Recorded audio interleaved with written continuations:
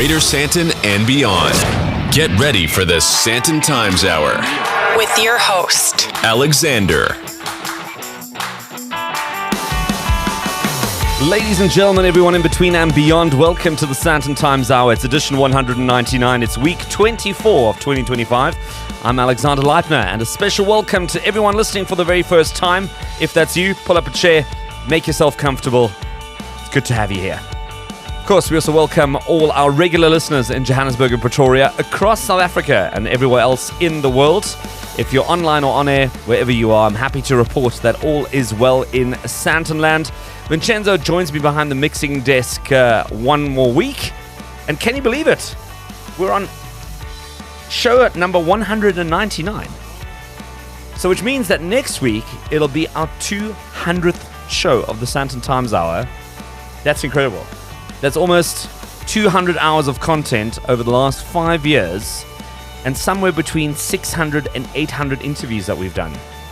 So drop us a text or a voice note if you want to send us a little shout out for the 200th show on 084 Sandton. That's 084 726 3866. Maybe you want to share a special something you heard on the show, or maybe what you want to hear on the show going beyond 200 editions.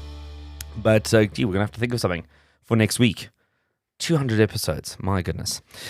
I'm taking a quick break this week and attending a family wedding, but that doesn't mean the show will not go on from wherever the Sandton Times operates. So having said that, who are we talking to this week? Well, in a bit, I'll be chatting about one of the most popular and iconic cars roaming Sandton streets. Can you give it a guess? Which one? I'll leave you to ponder over that. Then we reconnect with our regular commentator to chat about all things entertainment.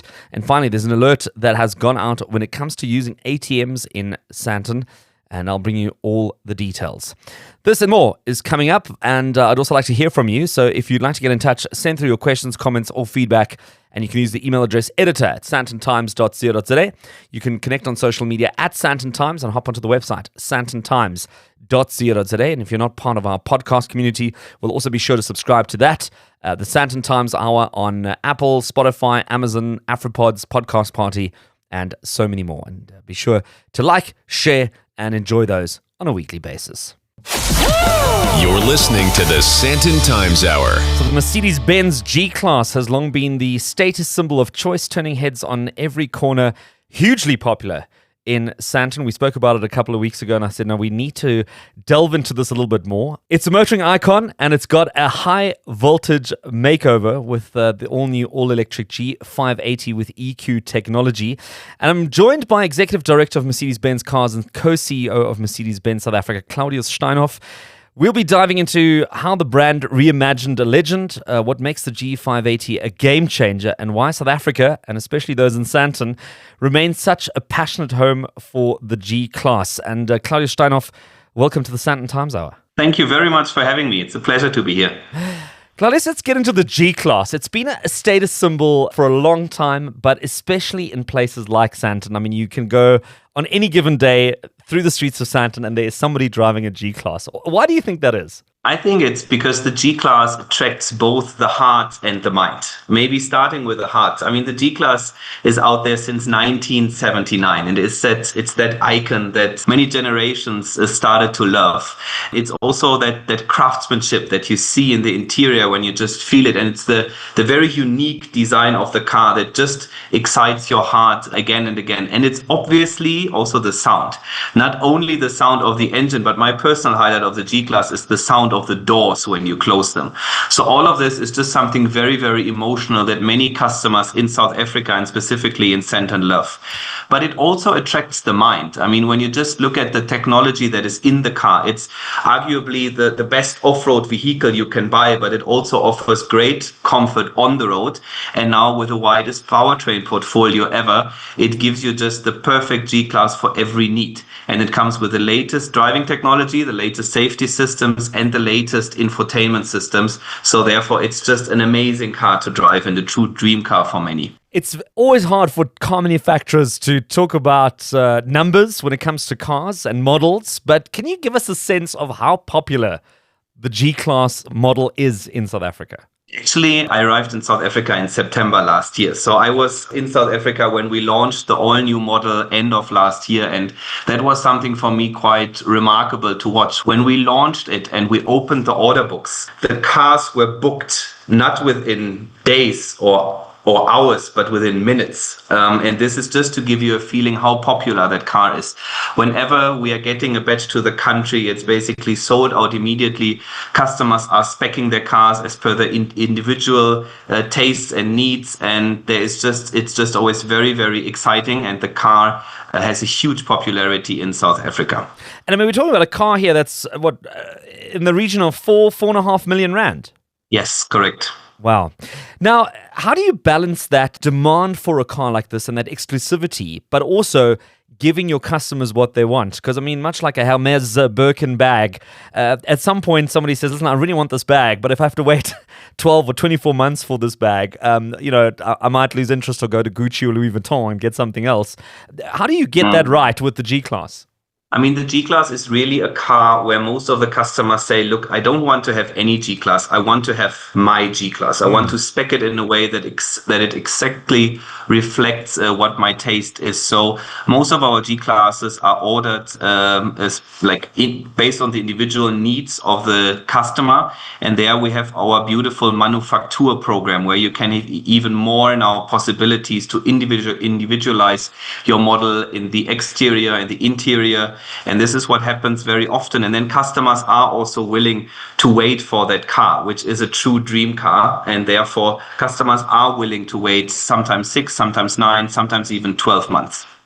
So now the big evolution in the series is now the electric version. We had a chance to test drive it a couple of weeks ago.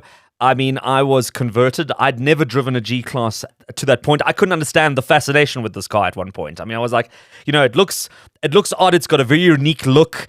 I couldn't understand why you would spend 4 million rand on it. After that day, having driven the diesel version, the petrol version, and the electric version, I totally get it. If I had a spare 4 million rand or 4.5 million rand lying around, I would be convinced.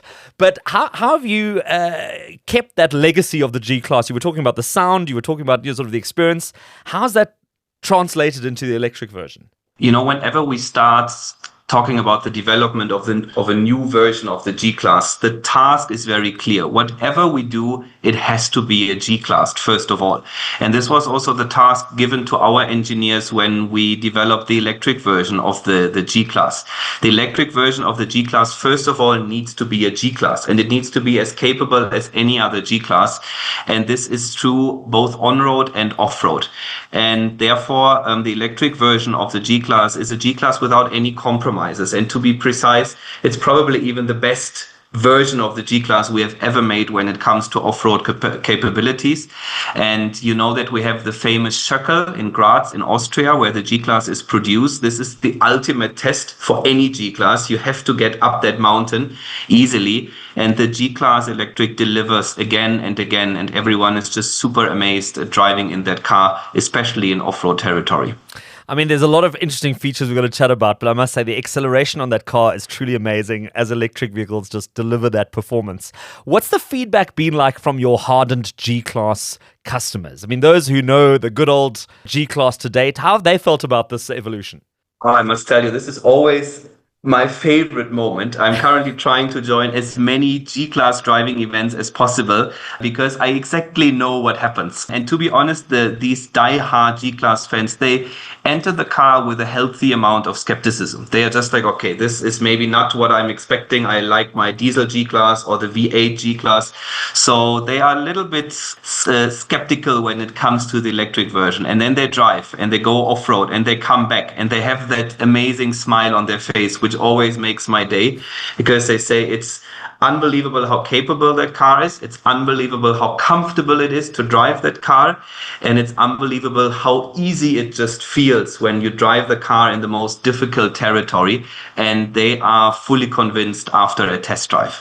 You've also added this very interesting feature, which is a sound feature, which is called G-Raw. So for those people who like the sound of the G-Wagon, but are not going to get that because of the electric element to it, you can actually activate this thing and you can actually hear the sound of an original G-Wagon whilst you're driving even though it's fully electric. But then you've also included these interesting new elements that you can probably only do because it's electric and because each wheel is sort of powered individually, which is G-turn and G-steer. Which one of these is your personal favorite, Claudius? I must say, to be very honest, it must be the G-turn. Yeah. The G-turn for everyone is a feature where the electric G-Class turns on the spot 360 degrees or 720 degrees, whatever you want to do. And it's really happening on the spot. And I love it so much because it's obviously just super exciting to see that. I mean, a car just turns on the spot is something you've probably not seen before. But it also shows how capable that car is in terms of its technology. You have mentioned it. It's 4 individual engines, 1 engine behind each wheel. And you sit in that car. You don't even have to use the steering wheel. You just tell the car, okay, do you want to turn left or do you want to turn right?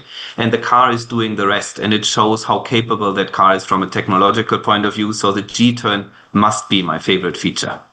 Well, I'm chatting to Executive Director of Mercedes-Benz Cars and Co-CEO of Mercedes-Benz South Africa, Claudius Steinhoff, about the new G-Class, or the G-Wagon, as some people might say on the streets, but also a bit more of an update on the latest at Mercedes-Benz. So we've got more to come straight after this. You're listening to the Sandton Times Hour. So before the break, Executive Director of Mercedes-Benz Cars and Co-CEO of Mercedes-Benz South Africa, Claudius Steinhoff, gave us some insights into the new G-Class, also the brand itself, how it's fitting into the Mercedes-Benz portfolio, and also how the electric version is now finding its own rhythm in the world of G-Class. What does this success mean for the future of electric mobility across the rest of your South African lineup when it comes to the G-Class and also obviously some of the other models? I mean, I think when you see that we as Mercedes-Benz take our most legendary model and now also offer it as a fully electric version, it shows how important electric mobility is for us. And we also see great traction here in South Africa in the meantime. To give you a feeling, now in the first 5 months of this year, 2025, we have already sold more electric vehicles than in the whole of 2024. And this is for us very, very encouraging. And customers that jump into our electric cars, they are amazed by how quiet the ride is, by how comfortable the ride is, and they are also convinced by the range that these vehicles are offering.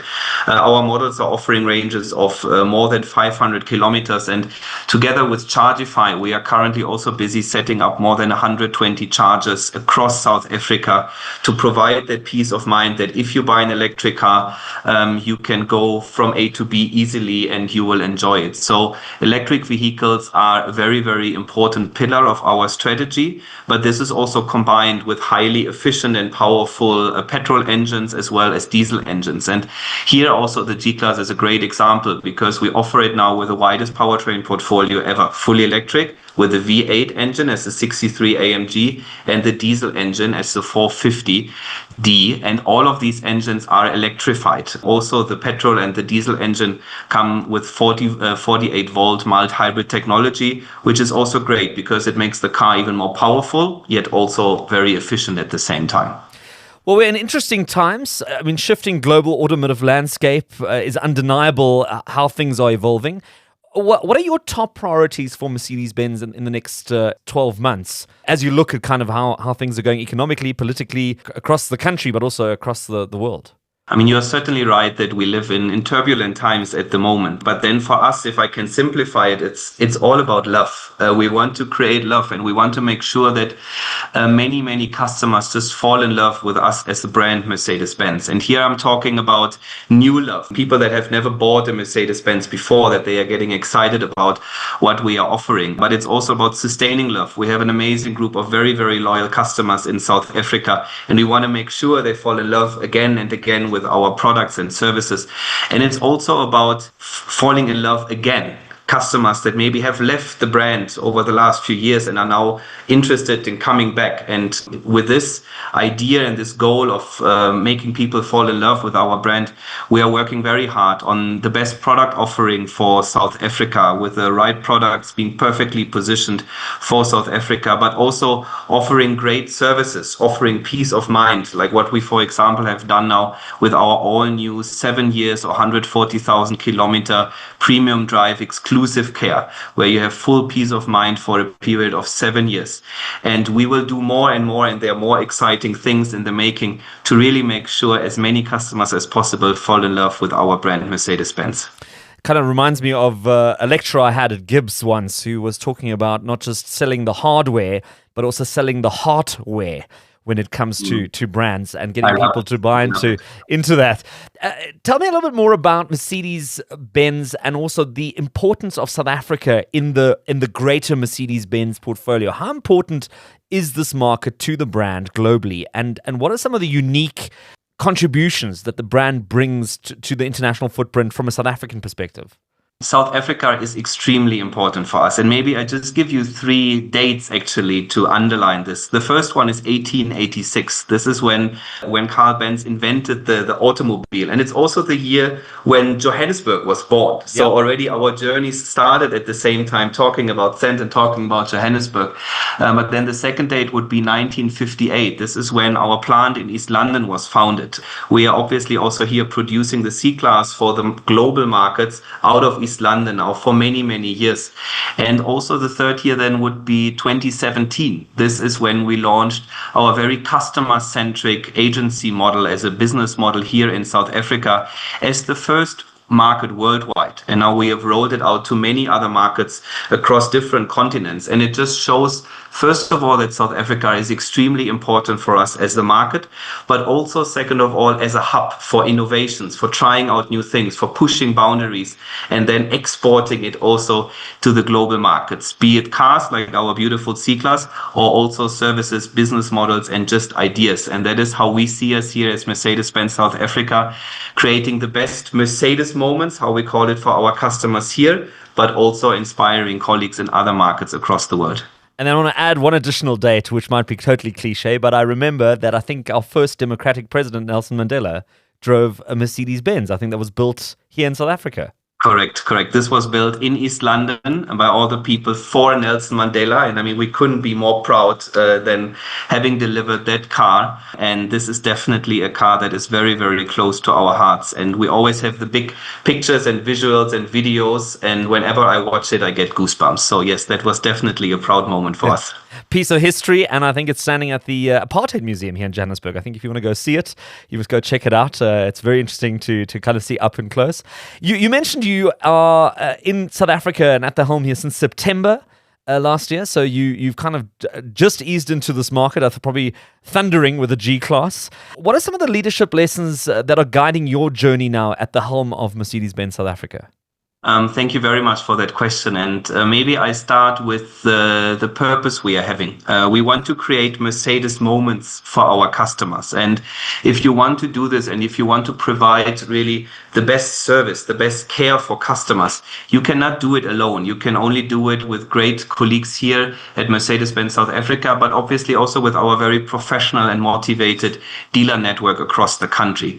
So I truly believe that you can do these things only with a team that can exceed its own expectations. And my philosophy of leadership in that regard is that as a leader, sometimes you have to walk ahead of your team. You have to provide guidance and direction, but you also have to protect your team from the noises around you, that they can just focus on what is important. But while you have to walk ahead of the team very often, you sometimes also need to walk next to your team members, to just listen to them, to be there as a sparring partner, to bounce off ideas and to brainstorm together. So also this is important. And then thirdly, it's also very important to sometimes walk behind your team members, to just watch them shine, to see how they do amazing things, to see how they push boundaries, try out new things, and taking a risk, always in the spirit to create Mercedes moments for our customers. And that is what I love the most, when I see my team members shining and exceeding their own expectations. So as often as I can, I walk behind my team and really see them amazing things. And this also includes our great partners in the dealer network. And we are extremely excited to do more of this, to learn to listen to our customers and to provide a fantastic experience at every touch point.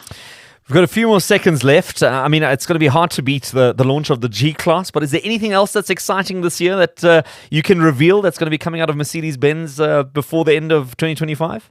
The G-Class is my dream car, so that was definitely a highlight. And I thought, okay, we can't beat this. We can't beat the launch of the G-Class this year, but I think we can. I think we can. We will launch now in the next few days, actually, our Mercedes-AMG GT63 SE Performance. And you might have seen that car already at the Simola Hill Climb about a month ago. This car became King of the Hill with our great driver, Clint Weston. It was the fastest car of all the road legal cars, and we will bring this car now to the showrooms, and this is an absolute masterpiece. So I think that is definitely a car that can compete with our legendary G-Class. Amazing. Well, Executive Director of Mercedes-Benz Cars and co-CEO of Mercedes-Benz South Africa, Claudius Steinhoff. It's been such fun having you on and chatting about a car that certainly has me converted, and thanks for making the time to be on the Sandton Times Hour. Thank you so much for having me. It's been a pleasure. Well, it's time for us to take a bit of a pit stop and a bit of music and more of the Sandton Times Hour on the other side of this.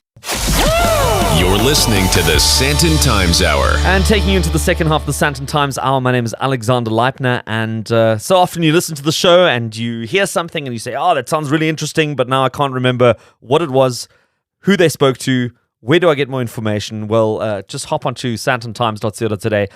Take a look at the show notes for this particular edition, and you'll get some further reading, some links, some breakdowns, and everything else you need to know on there. And also, make sure that you always follow the social media accounts at Sandton Times on your preferred social media platform. And also, save the WhatsApp number 084 Sandton. That's 084 726 3866. And use that to send through your questions, your comments, your voice notes, and whatever else you might have. And that's exclusive to the Sandton Times.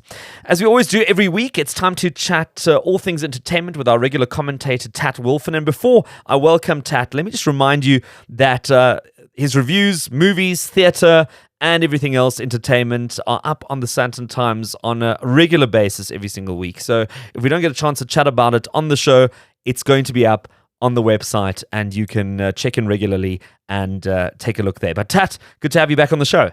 Today, Alex, I'd love for us to talk about the state of cinema in South Africa, because a lot of people are saying, oh, cinema's dead. Cinema's dead in South Africa. And I mean, that's what they used to say in the States when TV arrived in the 1930s. Cinema's dead. Then when color TV arrived in the 1950s, cinema's dead. When home video, when cable arrived, these same people would moan that cinema is dead. But, you know, cinema is the modern equivalent of the proverbial caveman telling stories around the fire, right? Where you have everyone, the audience reacting in unison. There's something special when you're sitting in this auditorium with other people and you're laughing together or crying together. It's an irreplaceable experience. And cinema ain't dead, and it ain't gonna die. So let's just put that out there, okay? And what I'm also finding very exciting currently is that Disney is almost single-handedly breathing new life into cinemas with their release of Thunderbolts and Lilo and Stitch, which are just lighting fires under the box office at the moment. You know, the cinema managers are beaming from ear to ear. So, you know, I find all these things exciting. You know, I think you'll share with me my enthusiasm for the cinema experience, much as you don't get the time. But I know that when you do get into a cinema, you enjoy yourself, don't you? Yeah, look, I think it's interesting what you're saying about the cinema, because I've been party to the PwC Africa Entertainment and Media Outlook now for a couple of years. It's a report that they bring out from PwC about the state of entertainment and media in South Africa. And cinema keeps coming up as one of those top 5 sectors that is on the up. And every single year I question it and I say, but how is this possible? This is not the way I perceive it. And I think it's got something to do with the fact that you have this shared experience, this shared moment, and it's something that South Africans, especially in Johannesburg, where we're not walking on promenades or walking through vineyards or climbing up Table Mountain, it's something that we do because we have this very strong mall culture, that it's something that you can go and do and experience with, a loved one or family or friends, etc., and watch something. But what I did find interesting about your Disney observation was that I know we went through a bit of a phase where people were saying, oh, Disney's bringing out one movie after another and, no one's going to support it and no one's going to watch it. And now we're going through this phase where they've brought out a couple of greatest hits and they seem to be reviving cinema. So it's quite interesting to see that it's very, very split down the middle. Well, I think also These are kind of groundbreaking in a sense because Hollywood of late has been producing stuff that audiences really haven't wanted to see. Movies that give us socio-political lectures that we don't want to hear, and things that we know. Oh, it's bad to do this and it's bad to do that, as though we were school children. But Thunderbolts, and also there's this repetition of sequels, prequels, etc. Right? So now Thunderbolts is a Marvel movie, but it's a breakaway. It's different characters. So I think that already has excited audiences because it's not the same old characters that we've been watching in the Avengers movies 1, 2, 3, and 4, and 5 or whatever. And although Lilo and Stitch is a so-called real life remake of the original animated Lilo and Stitch, I always laugh when they call them real life because they still use tons of CGI, Yeah. Yes, it is a remake, but it's a kind of it's showing to a new generation if you think of it. Because when the first Lilo and Stitch came out, most kids weren't around, okay, and this Lilo and Stitch is really in the mold of the old Disney movies, family movies, no socio-political lectures. It's just good fun with these wicked bad guys, and then the sweet good little girl with her naughty little Stitch alien who's kind of like a kitten in disguise because he's as destructive and naughty as a kitten, But it has all the elements of great family entertainment. Families have been flocking to see this movie. Do you know that internationally so far, Lilo and Stitch has made more than $100 million than Mission Impossible? How do you like them potatoes? Well, you're talking very much about the content now, but there's also a bit of a reshuffle happening and a bit of scaling up when it comes to the actual cinema chains in South Africa. There has been a whole lot of movement, and Ster-Kinekor about a year or so ago was not looking that good. It was under business rescue and all that kind of stuff, and they're saying we're going to close all these cineplexes down and stuff. And now they're really talking a big game. Now things have changed, right? I mean, okay, they have closed down 2 cineplexes. They've closed down their Gateway in Mhlanga and Cavendish Square in Cape Town. But they are opening 4 new cineplexes. So they're looking to the future, okay? And they're also going to be refreshing some existing cineplexes, such as the one at Four Ways Mall. So they're not in retreat. They're just changing their plans and they're looking to new areas to open in.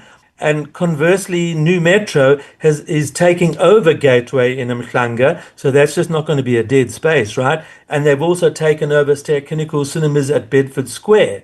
So there's a whole lot of movement, which is exciting because it means that both these major chains are on their toes. They're sussing out the scene and they're looking at what exciting things they're going to do. So cinema in this country is actually on the up and up, I'm happy to say, after all that horror of the lockdowns. We'd briefly spoken about this off air, and maybe this is a chance for us to quickly just squeeze this in, but you'd also mentioned that in some instances, the cinema complexes had also been taking some sort of cost-saving efforts in terms of underrunning light bulbs and maybe not offering the full experience that people should be having. They've certainly also taken a turn on that as well now, where these details at the cinema also being adhered to, be it from a sound perspective or from an image perspective. I have noticed that happily because I think they've realized, yes, you can maybe save your lamp life by running your projectors a bit darker, but that ain't going to make people happy about the cinema experience. All theaters, and I'm not going to pick out any particular chain or anything, but I think that they're realizing that the cinema experience is every element, from fresh popcorn to good sound to nice, bright, clear pictures, and to the people who tear your ticket at the door and give you a big smile and say, enjoy the show. It's all part of the whole thing, as well as obviously that experience of sitting in a cinema and laughing and weeping or whatever with a bunch of other strangers. It's the big package. Well, I've certainly enjoyed the show this week. Tat, always good to chat, and we're going to do it again next week. Absolutely. And I look forward to catching you at a movie house. How's that? Sounds great, Tat. You're listening to the Sandton Times Hour. Well, Sandton has seen a rise in ATM scams targeting local residents, and the Sandton Community Policing Forum has issued a warning after several reports of thieves stealing bank cards and quickly withdrawing money within minutes as these cases go. And to help us understand how these scams work and what you can do to protect yourself, let me welcome Roshan Byjnal, the PRO of the Sandton CPF. And Roshan, welcome to the Sandton Times Hour. Thank you, Alex. Happy to be on the show. Roshan, what prompted the Sandton CPF to alert the Sandton community to these ATM scams in the area? Quite often, we have residents and community members and that sort of thing withdrawing cash at all these ATMs. It's normal habits and patterns and that sort of thing. And they've been reporting to us suspicious people or suspicious events that have taken place at these ATMs. In some cases, they've also mentioned to us that, their cards were taken, or within minutes, there's people interfering with their transactions. And then within minutes, they pick up that money's been withdrawn from their accounts, and it's not them at that ATM, it's at other ATMs and that sort of thing. The number of incidents reported to us made us believe we needed to issue an alert to the community to be aware when using ATMs, be aware of what happens and what's been reported by other community members to us, so that you can prevent these sort of scams happening to you. From the reports that you received from the community, what's sort of the usual sort of process? I mean, how people typically approached in these sort of ATM scams and distracted whilst they're busy trying to do their transactions? Yes, so what people have been telling us is that they will initiate their transaction or will be about to initiate their transaction at an ATM, and they will have people kind of come in close to them, very close to them at the ATM, and distract them in various ways, like tell them about strange things like the ATM's not working, or try to show them how to conduct a transaction and all of that. And I mean, yes, we do have people out there who are not familiar with how to use an ATM, and we can appreciate that they may struggle and may need assistance. But there's also lots of people in our community who do know how to use an ATM, but they are also distracted, crowded, surrounded by these people who will come in, and one person will distract you with various things. It can be random topics, it can be stuff related to the ATM. The other person can pull your card or swipe your card or that sort of thing at that time, and within minutes they'll flee, and within minutes money's been withdrawn from your account. Sure. Any mentions in these reports of potentially any distractions or any tampering with some of these machines to create that a moment where they step up to the machine and say, looks like it isn't working, or can I help you with that? Yeah, so it's very much that kind of situation where people come in and will say they want to help you with a transaction and that sort of thing. And that's where the distraction comes in, that they draw your attention away from what you're actually doing at the ATM, and you look towards them, and there generally is another person who then comes in and either pulls your card out of the ATM, or will use a card reader, that sort of thing. But the entire thing is to make you look away from what you were doing, to take your attention away from that ATM and everything in front of you, and make you look elsewhere so they can then take your card. Yeah. You mentioned, then within minutes after that, people will find that their money's been taken out of their account, or some sort of transaction has happened as a result of their card disappearing or being skimmed. You do mention that it's critical to block your bank card immediately, which almost seems like a thing that might be happening after the horses have bolted. Yeah, unfortunately, sometimes it takes a minute or two for people to realize that their card's been taken and that sort of thing. And in that panic, they're not sure what to do or how to go about reporting it. The important thing to note is, if you believe you're a victim of this incident, if your card has been skimmed or it's been taken, and you were in process or had already entered your PIN number in the ATM or that sort of thing, all ATMs have contact numbers printed on the ATM. It will be somewhere around, the face of the ATM where you can contact the bank immediately and stop the cards. It's a good idea as well to save the fraud number or the hotline number that's printed on the back of your check cards or debit cards or that sort of thing on your phone, so that in these situations, if it ever arises, you can contact the bank there. You will have the number saved. You don't need to look for a card that you no longer have to try and get the number. Those sort of things can prepare you in those situations, and a reminder to yourself, a mental reminder every now and then that I have this number saved on my phone. Go reference it, come back, that sort of thing. You create this memory in that should any of these situations happen, I know where to go immediately. And the faster you respond to it, and the sooner you get your card blocked, the less likely you are to be a victim of these scams that's taking place. I mean, prevention is certainly better than having to unbundle, everything once it's happened. Any suggestions on how people can manage these situations where someone is lingering near an ATM, or you're not feeling comfortable about doing a transaction at that particular point? The best way is to not complete the transaction. That's the first thing.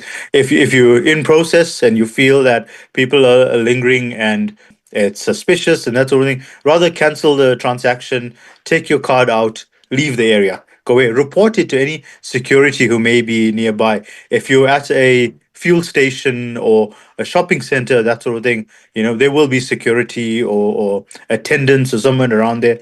Report it to them that there's suspicious activity, the descriptions of the people around and that sort of thing. But, the best initial step is cancel the transaction and move away from the ATM. That's the best step to take in that. We advise everyone, who come to us personally to ask us what to do in these situations. We've had even, CPF members we even approached at ATMs to say, well, can we help you with the transactions? And immediate responses were, no, thank you, cancel a transaction and walk away.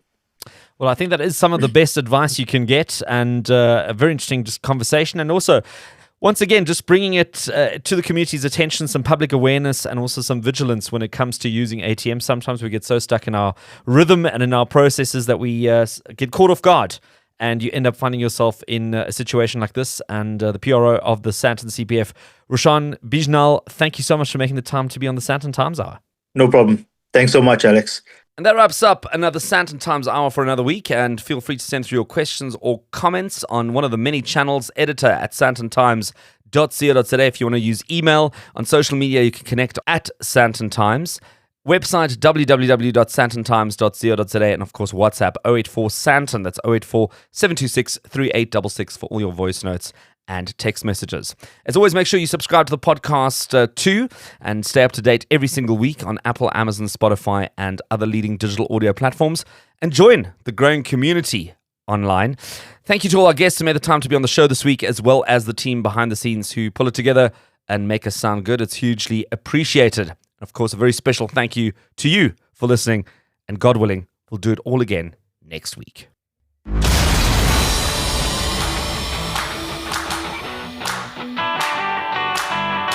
That's it for this week. Thanks for listening to the Sandton Times Hour. And if you enjoyed it, be sure to share it.